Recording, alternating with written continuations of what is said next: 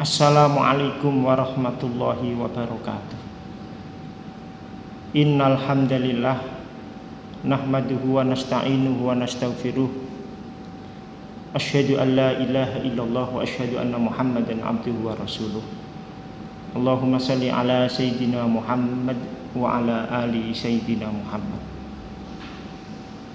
Saudaraku seiman rahimakumullah wa as'adakumullah. Marilah dalam situasi Ramadan kita meningkatkan ketakwaan kita kepada Allah Subhanahu wa taala dengan menjalankan semua apa yang diperintah oleh Allah, menjauhi semua larangan-larangannya, dengan harapan semoga kita menjadi insan yang muttaqin, yang mana dalam bulan Ramadan tahun ini 1441 Hijriah kondisinya tidak sebagaimana tahun-tahun kemarin karena adanya musibah wabah COVID-19, sehingga pada kesempatan Ramadan ini kita tidak seperti tahun-tahun kemarin, tapi tidak mengurangi ketakwaan kita kepada Allah Subhanahu wa taala dengan menjalankan amalan-amalan di bulan suci Ramadan yang mulia ini. Karena apa?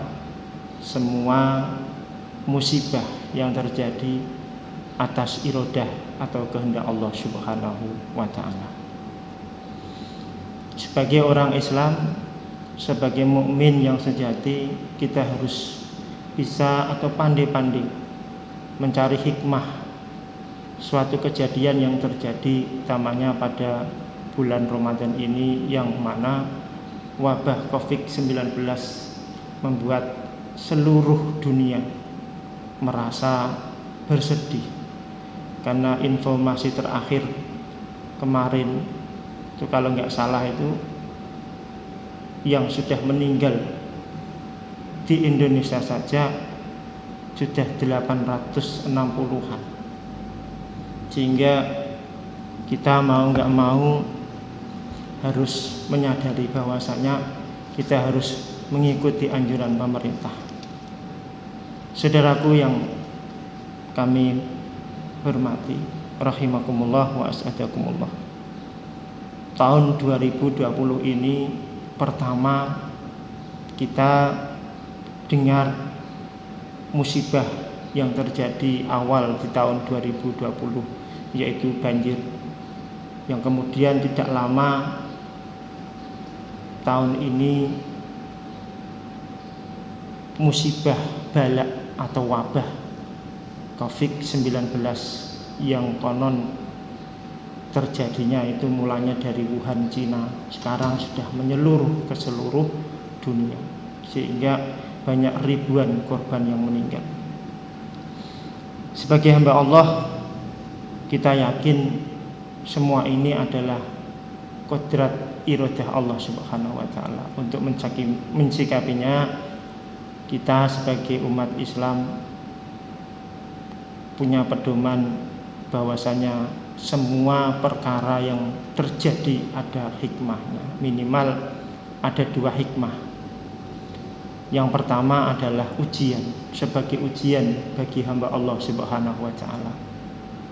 Kalau ujian di sini itu ada dua, ujian yang khair dan ujian yang baik. Ujian baik dan ujian yang syar atau jelek. Sebagaimana dawuh Allah Subhanahu wa taala dalam Al-Qur'an, kullu nafsin dha'iqatul maut.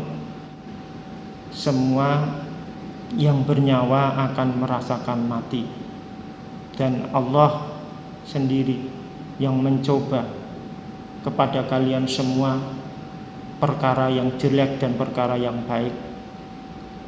Semua adalah sebagai cobaan, dan kepada saya, kepada Allah kembali. Maka dari itu kita mensikapinya yang pertama adalah musibah sebagai ujian. Ujian itu ada ujian yang jelek dan ujian yang baik.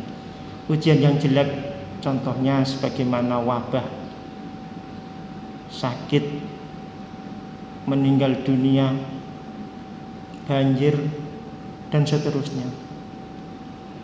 Untuk mensikapinya sebagaimana ujian ini, kita hidup di dunia semua manusia mendapat cobaan. Contohnya yang paling mudah adalah ketika kita sekolah dari jenjang SD menuju SMP, tetap masuknya ada ujiannya. Masuk SMP menuju SMK, aliyah ataupun SMA, itu juga ada ujian. Semakin tinggi orang ini mau mendapat peringkat, maka semakin sulit, semakin berat ujian yang ia terima.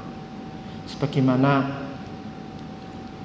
sahabat pernah bertanya kepada Rasulullah Muhammad sallallahu alaihi wasallam, "Ma asadul bala ya Rasul?"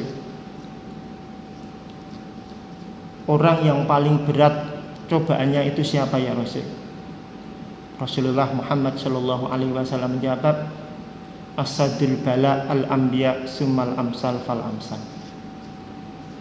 Orang yang paling berat ujiannya adalah para nabi, kemudian para sahabat, kemudian para tabi'in, para tabi'in, para wali dan ulamanya Allah Subhanahu wa taala. Kita ketahui dalam kitab Salaf atau kisah-kisah para rasul, Nabi Ayub alaihi salam itu dicoba oleh Allah Subhanahu wa taala penyakit yang bisa menimbulkan orang-orang, sahabat-sahabat, keluarganya, hartanya hilang semua. Tapi dalam jiwa Nabi Ayub ada kesabaran dan keikhlasan. Semua yang diberikan oleh Allah kepada beliau disikapi dengan sabar dan ikhlas, sehingga pada akhirnya keluarga, hartanya, sahabat, dan semua yang pernah meninggalkan beliau dikembalikan oleh Allah Subhanahu wa taala. Ini ujian yang jelek. Ujian yang kedua adalah ujian yang baik. Ujian yang baik adalah sebagaimana orang diberi kekuasaan, diberi jabatan, diberi harta, diberi kesenangan, dan minimal ini diberi kesehatan. Lah penyanane manusa atau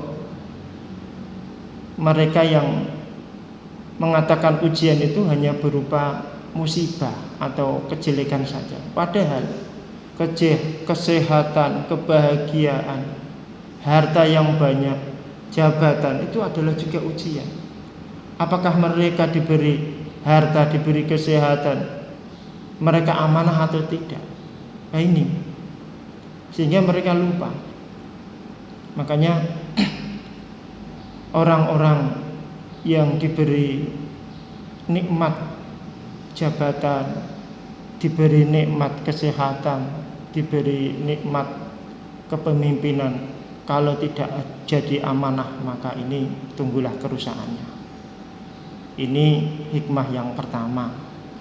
Yang kedua adalah sebagai adab Allah Subhanahu wa taala yang diberikan oleh umat manusia yang dalam kehidupan di dunianya ini berbuat mungkar, berbuat ingkar, dan tidak mentaati aturan Allah Subhanahu wa taala.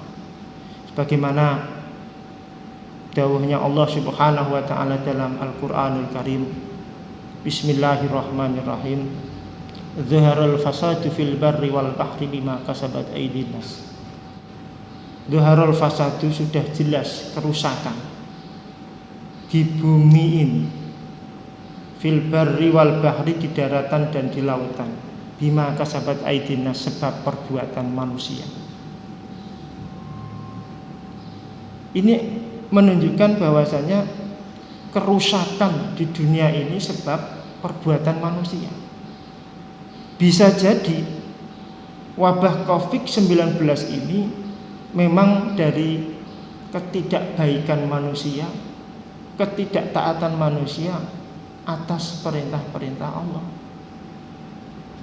Dan kita ketahui contohnya saja banjir. banjir ini bisa ditimbulkan oleh tangan-tangan manusia yang membuang sampah di sembarang tempat, atau merusak ekosistem tumbuhan yang ada di gunung, di bukit, yang mana tumbuh-tumbuhan ini ditumbangkan, ditebang tanpa memikirkan reboisasi, sehingga ketika musim hujan banjir. Bisa jadi COVID-19 ini konon ceritanya terjadi di Wuhan, Cina sana, yang mana orang-orang itu memakan makanan yang tidak umumnya dimakan manusia. Kelelawar yang masih hidup dimakan, ular dimakan, kadal dan seterusnya itu dimakan semua. Makanya timbul suatu virus yang mengerikan seperti ini. Alhamdulillah, dalam syariat Islam yang dibawa Rasulullah Muhammad SAW, umat Islam dianjurkan untuk makan makanan yang thayyibah, yang baik, yang bersih, yang halal, sehingga orang Islam tetap dalam lindungan Allah Subhanahu wa ta'ala.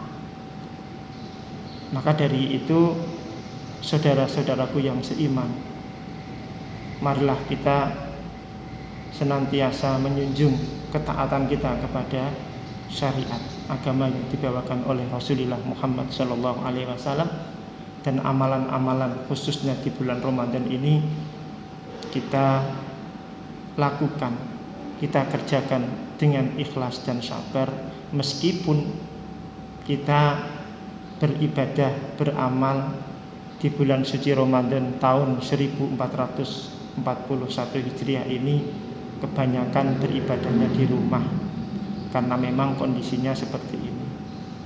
Tapi perlu semua diketahui bahwasanya musibah-musibah yang saya terangkan tadi berupa musibah fisik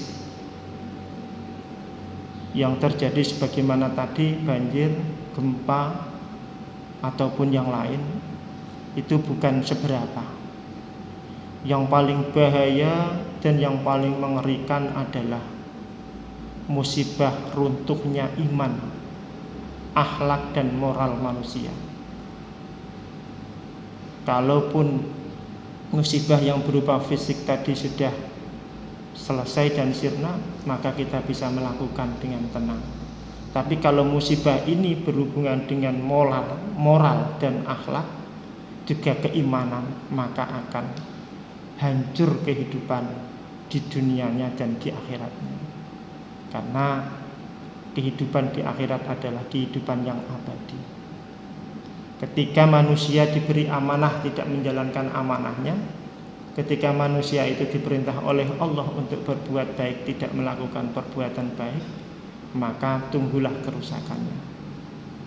Untuk itu, pada kesempatan kali ini Al-Fakir meminta kepada semuanya untuk selalu meningkatkan kesadaran diri, ketakwaan kita kepada Allah Subhanahu wa ta'ala dengan melakukan apa yang dibawakan oleh Rasulullah, melakukan sunnah-sunnah Rasul. Semoga kita semua mendapatkan hidayah dan bimbingan dari Allah Subhanahu wa ta'ala.